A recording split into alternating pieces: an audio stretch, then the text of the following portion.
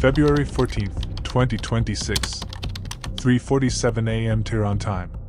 A 19-year-old conscript named Hassan stands guard outside Evin prison, the regime's most notorious torture facility where thousands of political prisoners have disappeared over the decades.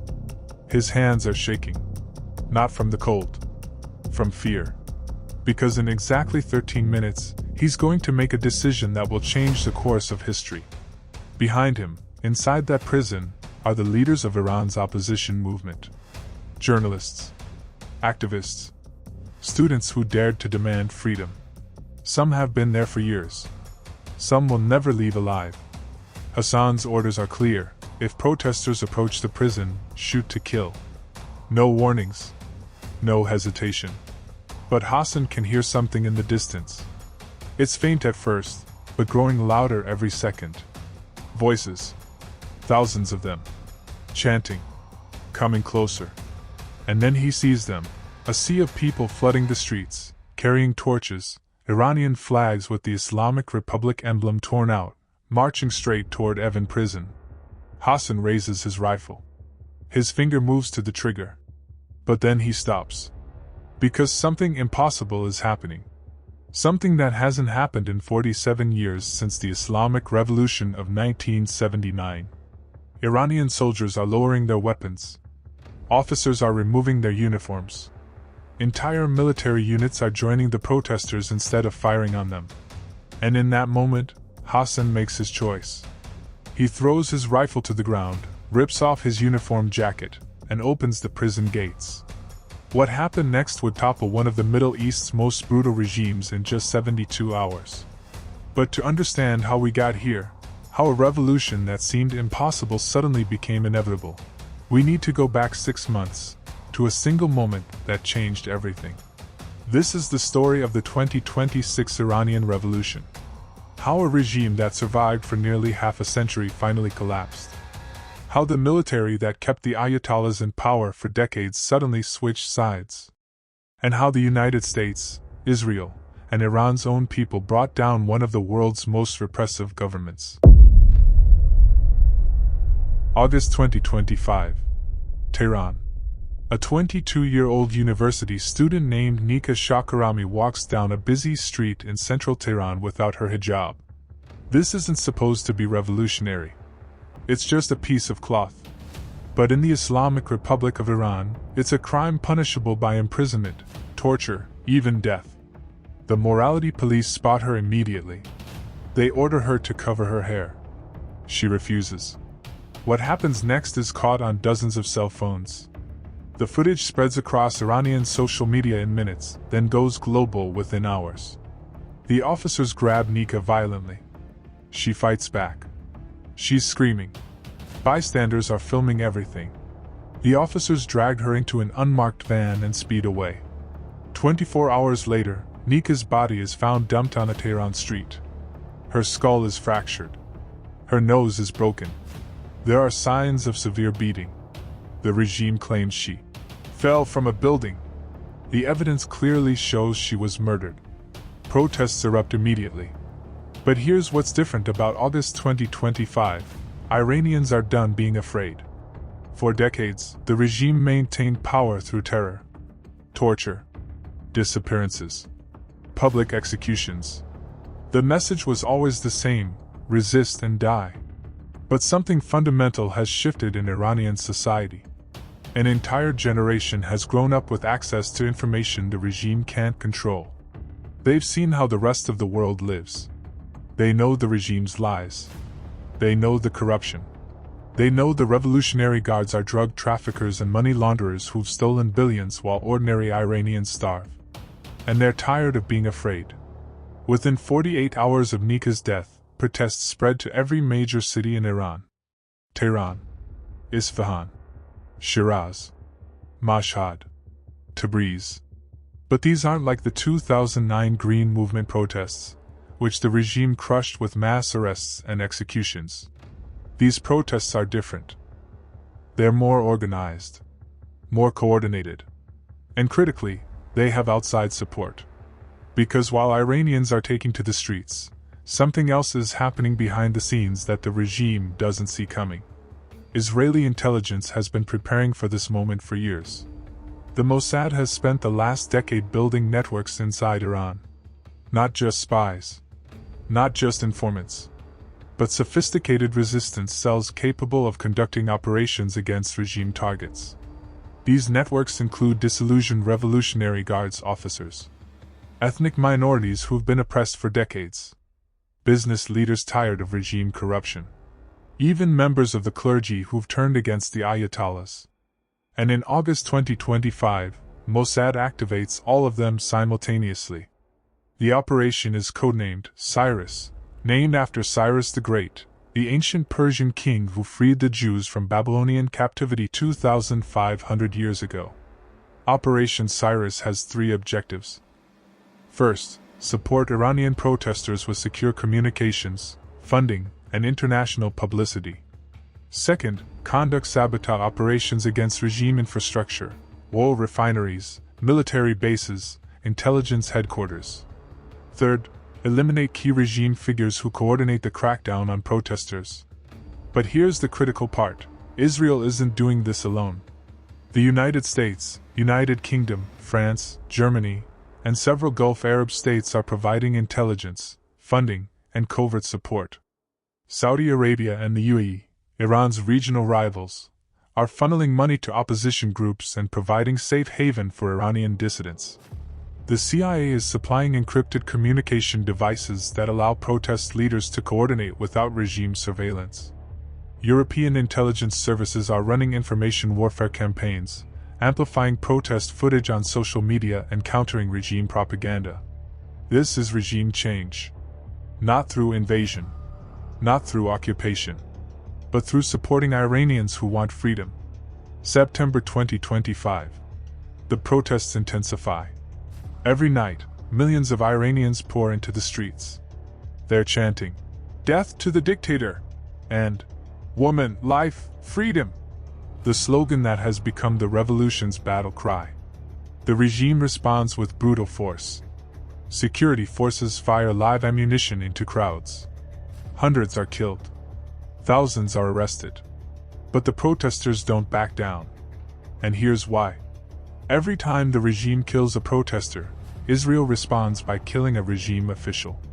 On September 8th, protesters in Tehran are fired upon by Basij militia, volunteer paramilitary thugs who do the regime's dirtiest work. 23 people are killed. 72 hours later, the Basij commander who gave the order to fire is assassinated in his car by a bomb planted under his seat. Mossad's signature. On September 19th, Evin prison guards torture 3 student activists to death. 1 week later, the prison warden is shot dead by a sniper while leaving Friday prayers. The message is clear: if you murder protesters, you will pay with your life. This psychological warfare is devastating for regime morale. Security forces who were willing to kill unarmed civilians suddenly realize they might be next. Fear shifts from protesters to those doing the oppressing. But the most significant Israeli operation happens on October 3, 2025. That morning, Major General Mohammad Reza Zahidi, commander of the IRGC's ground forces, is traveling in a convoy through northern Tehran. His motorcade includes 4 armored vehicles, 12 bodyguards, and electronic countermeasures to prevent remote detonation of bombs. But Israeli intelligence has tracked his route for weeks. They know exactly where he'll be at exactly what time. At 9:17 a.m., as the convoy passes through a busy intersection, a drone, small, silent, invisible to the naked eye until it's too late, drops from 500 feet directly above. It detonates on impact with Zahidi's vehicle. The explosion is massive. The general is killed instantly along with 6 bodyguards. Within hours, Israeli officials confirm they conducted the strike. They release a statement. Those who murder peaceful protesters will face justice. There is no safe haven for regime criminals. This assassination sends shockwaves through Iran's military and security establishment. If Israel can kill a top IRGC general in the heart of Tehran with a precision drone strike, nobody is safe. Senior Revolutionary Guards officers begin relocating their families out of Iran. Some request transfers to remote provinces. Others simply stop showing up for work. The regime is losing control. November 2025. The regime attempts to regain the initiative. Supreme Leader Ayatollah Ali Khamenei, now 86 years old and in declining health, orders a massive crackdown. He declares martial law. He mobilizes the entire IRGC and Basij militia. He shuts down the internet nationwide. For 48 hours, Iran goes dark. No communications in or out. When connectivity is partially restored, the regime broadcasts footage of mass arrests. They claim they've crushed the riots and restored order. But something unexpected happens. The Revolutionary Guard's commanders tasked with implementing the crackdown are having second thoughts. Because while the regime has been murdering protesters, Israeli intelligence has been reaching out to these same commanders with a simple message. You can keep following orders and die with the regime. Or you can join the Iranian people and help build a new Iran. And Israel backs this up with concrete incentives. Safe passage out of Iran for officers and their families if they defect. Financial accounts in Dubai with millions of dollars. Guarantees they won't be prosecuted for past crimes if they help overthrow the regime. Some commanders refuse. They remain loyal to the Ayatollahs. But others, especially younger officers who've watched the regime's corruption destroy their country, begin to listen. And on November 23, 2025, something unprecedented happens. Brigadier General Ali Akbar Ahmadian, commander of the IRGC's Qadam al-Anbiya Central Headquarters, secretly contacts Israeli intelligence through intermediaries in Iraqi Kurdistan. His message: I want out. And I'm willing to help. This is the breakthrough Israeli and American intelligence have been waiting for. Ahmadian isn't just another defector. He's one of the IRGC's most senior operational commanders. He has access to Iran's entire military infrastructure. He knows troop deployments, defense plans, the locations of underground weapons facilities. Most critically, he knows which commanders might be persuaded to turn against the regime. Israeli and American intelligence officers meet with Ahmadian in Erbil, Iraq. They spend 3 days debriefing him. And what he tells them changes everything. Ahmadian reveals that the IRGC is fracturing from within. Many officers are exhausted by 47 years of revolutionary ideology that's brought Iran nothing but isolation, poverty, and war. They're tired of being international pariahs. They're tired of watching regime leaders steal billions while soldiers' families go hungry. More importantly, Ahmadian reveals that if the right commanders switch sides simultaneously, the regime would collapse within days. The regular Iranian army, separate from the Revolutionary Guards, has never been loyal to the regime. They've been sidelined for decades, underfunded and humiliated. If senior IRGC commanders defected and the army sided with protesters, there would be nobody left to defend the Ayatollahs. Israeli and American officials immediately begin planning Operation Cyrus Phase 2, accelerating the regime's internal collapse. The CIA and Mossad launch a coordinated campaign targeting specific IRGC commanders who intelligence suggests might defect. They use every tool available: encrypted messages, intermediaries, financial incentives, guarantees of safety, appeals to patriotism. The message is always the same. Iran's people want freedom. You can be the villain who tries to stop them, or the hero who helps them succeed. Choose wisely. By early January 2026, at least 15 senior IRGC and Army commanders have been secretly contacted. Several have agreed to coordinate their defection when the moment is right. But they need a trigger. A moment when switching sides makes strategic sense. That moment comes on February 11, 2026, the 47th anniversary of the Islamic Revolution. Khamenei orders massive military parades in Tehran to demonstrate the regime's strength. Tanks, missiles, thousands of troops marching through the streets. It's supposed to intimidate protesters and show that the regime remains firmly in control. Instead, it becomes the beginning of the end. Because while Khamenei is parading his military might, Israeli intelligence executes the most sophisticated cyber attack in Middle Eastern history. At exactly 2 p.m. Tehran time, as Khamenei's parade reaches its peak, Every electronic billboard in Tehran simultaneously switches to display protest footage. Images of regime brutality. Videos of murdered protesters. Lists of officials who've stolen billions. Evidence of corruption. State television broadcasts are hijacked. Instead of the parade, Iranians see opposition leaders calling for the regime's overthrow. Military communications systems crash. IRGC commanders can't reach their units. Orders can't be transmitted. And then the power grid fails. Tehran goes dark. The cyber attack, conducted jointly by Israeli Unit 8200 and US Cyber Command, cripples the regime's ability to coordinate its security forces at the exact moment when coordination matters most. Protests that were planned for that evening explode across every major city with an intensity never seen before. Millions of Iranians flood the streets. They're no longer just demanding reform. They're demanding the complete overthrow of the Islamic Republic. And this time, the military doesn't fire. February 13, 2026. The regime's final 72 hours begin. Khamenei orders security forces to crush the protests, by any means necessary. He specifically commands that Evin prison, where opposition leaders are held, must be defended at all costs. But the commanders receiving these orders face an impossible choice. Follow orders, massacre civilians, and become targets for Israeli assassination. Or defect, join the protesters, and potentially become heroes of a new Iran. That night, General Ahmadian, the IRGC commander who'd been secretly cooperating with Israeli and American intelligence, makes his move.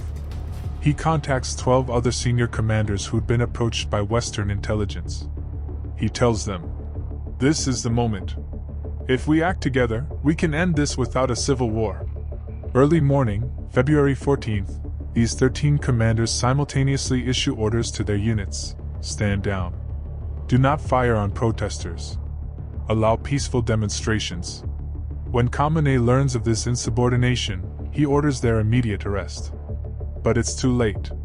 The commanders have already appeared on television, broadcast through channels set up by Western intelligence, announcing they will no longer follow the regime's orders. More critically, they call on the regular Iranian army to join them in protecting protesters rather than attacking them.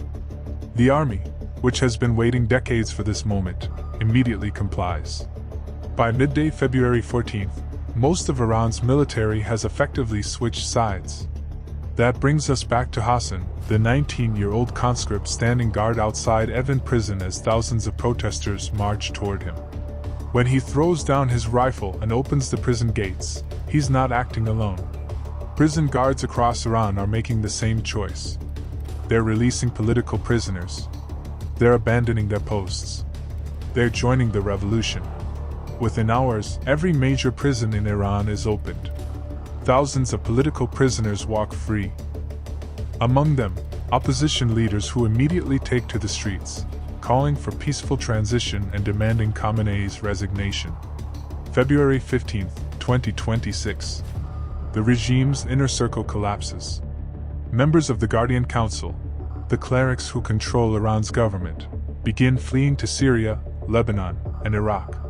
President Ebrahim Raisi attempts to rally loyalist forces but discovers there are none left. Even his personal security detail has deserted him.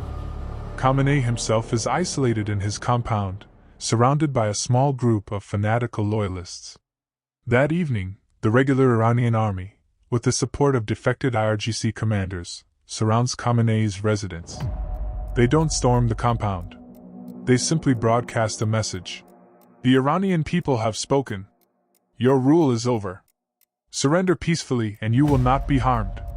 For 12 hours, Khamenei refuses. But by dawn on February 16th, it's clear there's no way out. No rescue coming. No loyal forces to save him. At 6:23 a.m., the 86-year-old supreme leader who'd ruled Iran with absolute power for 35 years walks out of his compound and surrenders. The Islamic Republic of Iran, which had survived for 47 years through brutal repression, collapses in just 72 hours once its military refused to keep killing. February 17, 2026. The aftermath begins.